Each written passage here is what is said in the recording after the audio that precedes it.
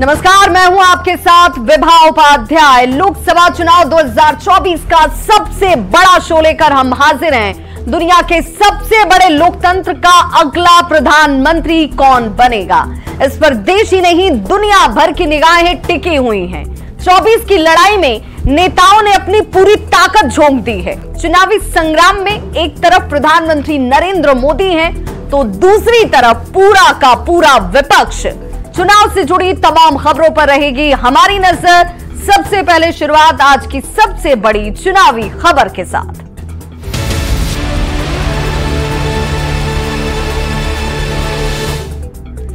प्रधानमंत्री नरेंद्र मोदी लगातार इंडी गठबंधन पर हमले कर कांग्रेस और उसकी सहयोगी पार्टियों की समानता जनता के बीच गिनाने की कोशिश करते दिख रहे हैं। आए दिन पीएम मोदी विरोधियों पर हमले करते हैं। हिमाचल प्रदेश के मोगा में चुनावी रैली को संबोधित करते हुए पीएम मोदी ने इंडिया अलायंस के साथी दलों पर एक जैसे होने की बात गिनाते हुए परिवारवाद और भ्रष्टाचार पर जोरदार प्रहार किया।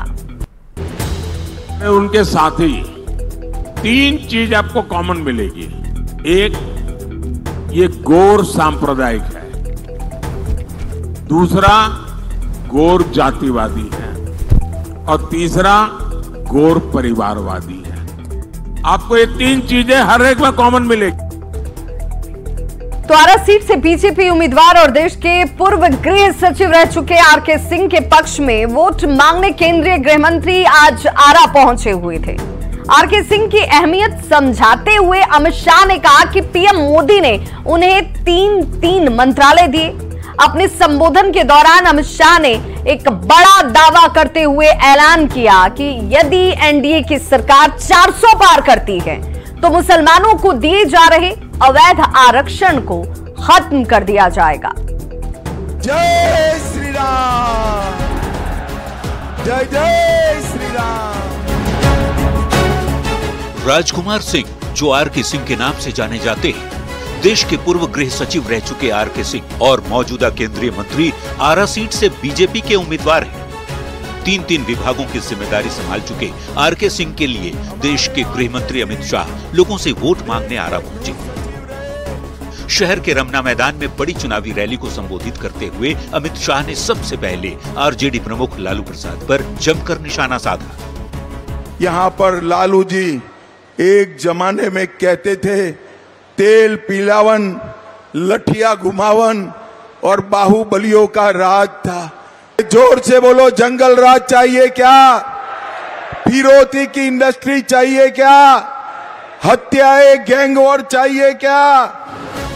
आरा के सियासी रण से अमित शाह ने आरक्षण को लेकर बड़ा बयान दिया। कहा, यदि एनडीए 400 पार होती है तो मुस्लिम आरक्षण रद्द कराकर पिछड़ी और अति पिछड़ी जातियों को दिया जाएगा। 400 पार करा दो, ये मुस्लिम आरक्षण रद्द कर हम पिछड़ा अति पिछड़ा को देने का काम भारतीय जनता पार्टी करेगी। केंद्रीय गृह मंत्री ने एनडीए सरकार की जीत के दावे करते हुए कहा कि अब तक के हुए 5 फेज में ही जीत एनडीए के हाथ लग चुकी है। अरे जोर से बोलो, जानना है क्या? तो सुन लो, 5 चरण में मोदी जी 310 सीट प्राप्त कर चुके हैं सरकार बना। 2024 के लोकसभा चुनाव में पीएम मोदी के साथ ही गृह मंत्री अमित शाह के बिहार दौरे में निशाने पर लालू परिवार ही रहता है। अब मुसलमानों के आरक्षण के सवाल पर जिस तरह से अमित शाह का बड़ा बयान सामने आया है, उससे चुनावी दंगल के बीच आरक्षण और हिंदू मुस्लिम को लेकर सियासत बेहद गर्मा गई है। न्यूज़ 18 के लिए आरा से चंदन कुमार की रिपोर्ट। काराकाट से एनडीए के उम्मीदवार उपेंद्र कुशवाहा के लिए बिहार के मुख्यमंत्री नीतीश कुमार ने रोहतास के नोखा में एक चुनावी सभा को संबोधित किया। काराकाट में 25 मई को पीएम की सभा है और इसके साथ ही अमित शाह, जेपी नड्डा और राजनाथ सिंह भी काराकाट में रैली करने वाले हैं। अब सवाल ये कि काराकाट पर इतना जोर क्यों है?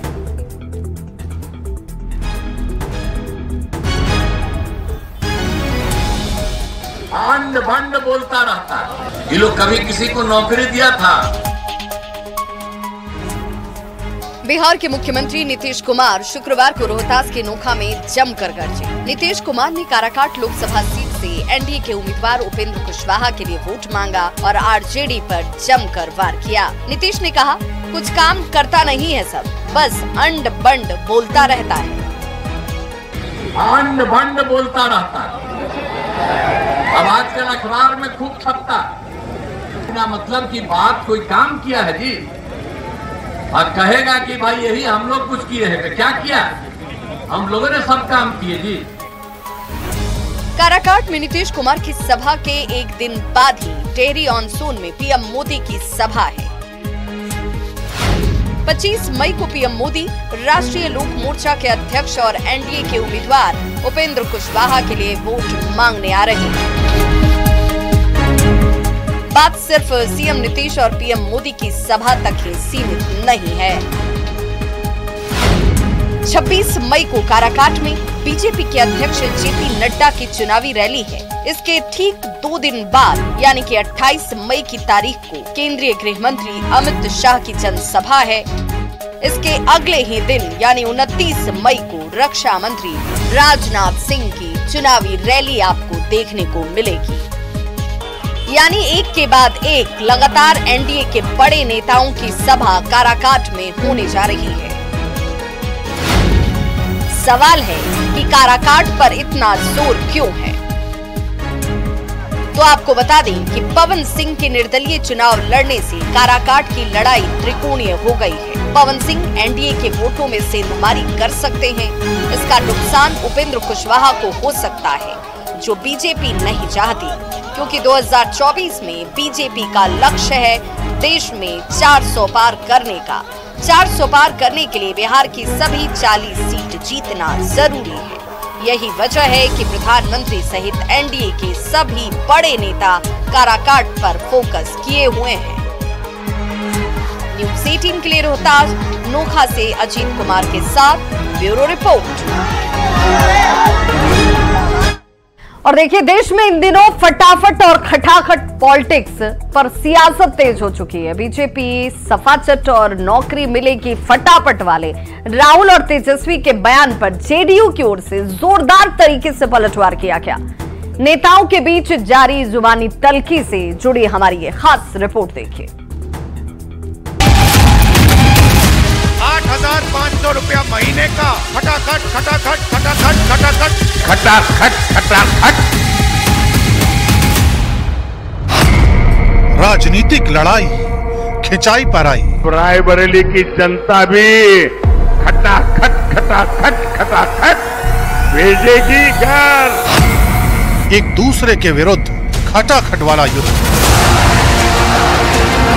सियासत में विरोधियों को घेरने के लिए हर हथकंडा अपनाया जाता है, लेकिन 2024 के लोकसभा चुनावों में राजनीतिक रंजिश ने नया कलेवर ले लिया और योजनाओं के फायदे गिनाने से लेकर एक दूसरे पर वार पलटवार के लिए डिक्शनरी से नए नए शब्दों का इस्तेमाल किया जाने लगा। सुनिए बिहार के पूर्व डिप्टी सीएम और आरजेडी नेता तेजस्वी यादव का वो बयान, जिसमें वो पीएम मोदी और अमित शाह के बिहार दौरे को लेकर तंज कस रहे हैं।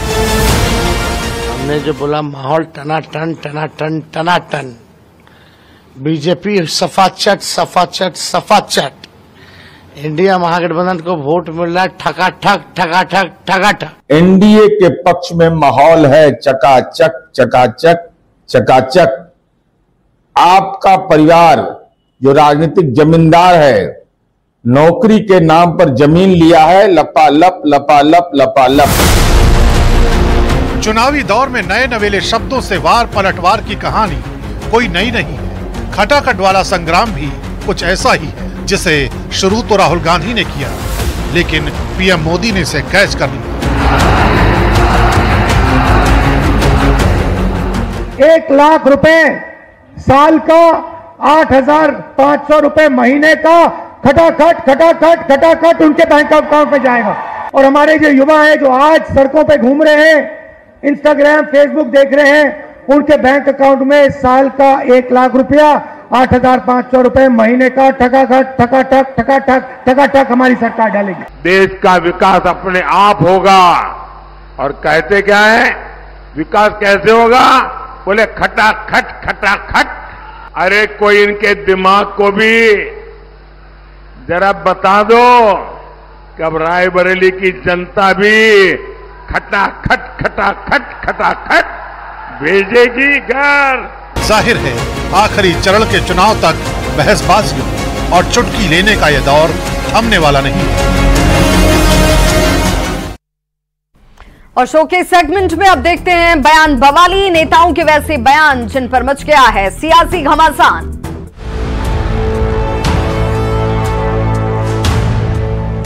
तो समाजवादी पार्टी के नेता एसटी हसन ने मुस्लिम आरक्षण को लेकर एक बड़ा बयान दिया है।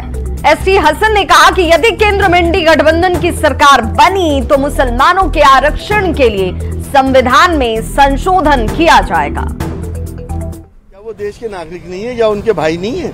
आरक्षण ओबीसी जातियों का ही हुआ है, मुस्लिम जातियों को भी उसमें लिया गया ओबीसी के अंदर। देखिए वो यहाँ के सरकारें करेंगी, पार्लियामेंट करेगी, पार्लियामेंट से संशोधन तो हो सकता है। कौन सी सरकार? क्या कोई अमेंडमेंट नहीं किया जा सकता?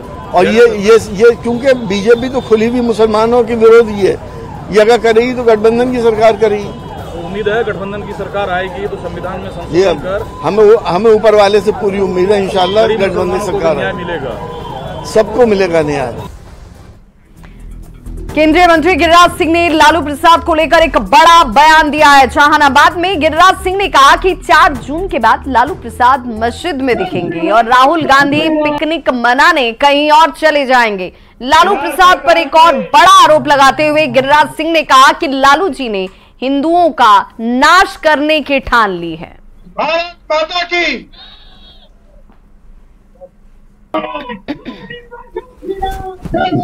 आपको कह रहा हूं, लालू जी आने वाले दिन में 4 तारीख को मस्जिदों में दिखेंगे और राहुल गांधी चले जाएंगे कहीं टूरिस्ट प्लेस पर। ये दोनों लालू जी तो तय कर लिया है कि हिंदुओं का नाश करना है, मुसलमानों के शरण में जाना है।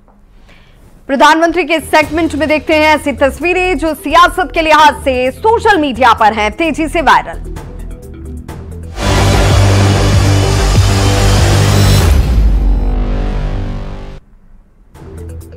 हिमाचल प्रदेश की राजधानी शिमला में प्रधानमंत्री नरेंद्र मोदी ने रोड शो किया और राज्य में लोकसभा चुनाव के लिए 1 जून को 7वें और आखिरी चरण में मतदान होना है। ऐसे में पीएम ने कांग्रेस शासित इस प्रदेश में पूरी ताकत झोंक दी है।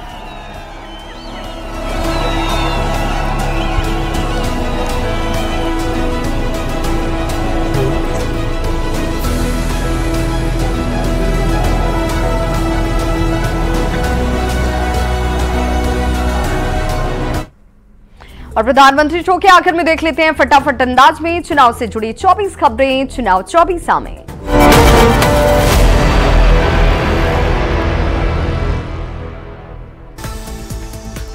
छठे चरण की वोटिंग को लेकर तैयारी थी। चुनाव कर्मियों के पोलिंग बूथ पहुंचने का सिलसिला शुरू। कल बिहार की 8 सीट पर मतदान।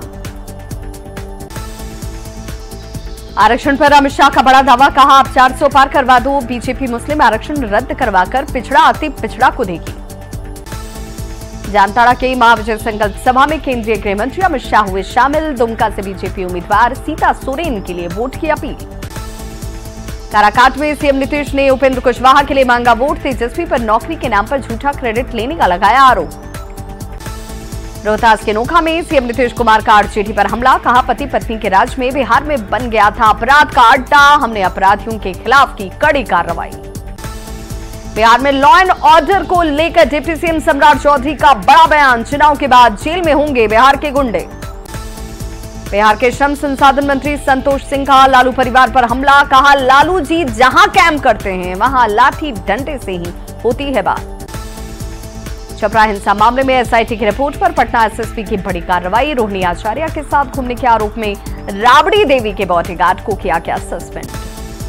पाटलिपुत्र लोकसभा चुनाव क्षेत्र में मीसा भारती के लिए अनोखे ढंग से प्रचार, शख्स ने पूरे बाइक के साथ शरीर को भी लालटेन के रंग में रंगा। महाराजगंज लोकसभा सीट के लिए ईवीएम को लेकर बूथ तक रवाना हुए चुनाव कर्मी। राजेंद्र कॉलेज और डिस्पैच सेंटर से ईवीएम लेकर गाड़ी से हो रहे रवाना। बारिश की आशंका को देखते हुए झारखंड में मतदान कर्मियों को जल्द मतदान केंद्र पहुंचने के निर्देश। 3 दिन के जमशेदपुर दौरे पर पहुंचे ओडिशा के राज्यपाल रघुवर दास कल भालूबासा हरिजन स्कूल पर लोकसभा चुनाव में डालेंगे वोट। जेएमएम कांग्रेस ने निर्वाचन आयोग से की निशिकांत दुबे की शिकायत। 2 और मंत्रियों को ईडी का संबंध वाले बयान पर दर्ज कराई शिकायत। गोपालगंज में वोटिंग से पहले निर्वाचन आयोग ने कंट्रोल रूम को किया चालू। कलेक्ट्रेट कैंपस में 6 विधानसभा के कंट्रोल रूम से रहेगी पैनी नजर। अरवल में बिहार स्वीप आइकॉन मैथिली ठाकुर ने लोक संगीत के जरिए युवाओं को वोट करने के लिए किया जागरूक। 1 जून के चुनाव में 100% मतदान के लिए प्रेरित। गोपालगंज में वोटिंग से पहले ड्रोन से की जा रही निगरानी। शांतिपूर्ण मतदान के लिए पुलिस अलर्ट। बगहा में शांतिपूर्वक मतदान के लिए पुलिस ने किया फ्लैग मार्च। बिहार पुलिस के साथ अर्धसैनिक बलों की टुकड़ियां तैनात। ओबीसी आरक्षण की समीक्षा करने की तैयारी में योगी सरकार। मुसलमानों के आरक्षण में होगी समीक्षा। पिछली सरकारों में दिए गए आरक्षण की भी समीक्षा। राहुल अखिलेश पर सीएम योगी आदित्यनाथ का निशाना। कहा 2 लड़कों का गठबंधन अनर्थकारी है। इनका ब्रांड नया पर माल वही पुराना। कुशीनगर में जेपी नड्डा ने की सीएम योगी आदित्यनाथ की तारीफ। कहा ये वही यूपी है जो माफिया राज के लिए जाना जाता था। इलाहाबाद हाईकोर्ट से आजम खान को बड़ी राहत। 7 साल की सजा पर हाईकोर्ट ने लगाई रोक।